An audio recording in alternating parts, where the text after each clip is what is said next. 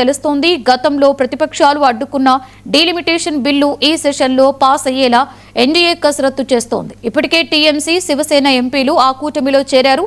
లోక్సభలో మెజారిటీకి మరికొంతమంది ఎంపీలు అవసరం కావడంతో మద్దతు కూడగట్టే ప్రయత్నాలు చేస్తోంది. అటు వన్ నేషన్ వన్ ఎలక్షన్ బిల్లును కేంద్రం సభ ముందుకు తెచ్చే అవకాశం ఉంది.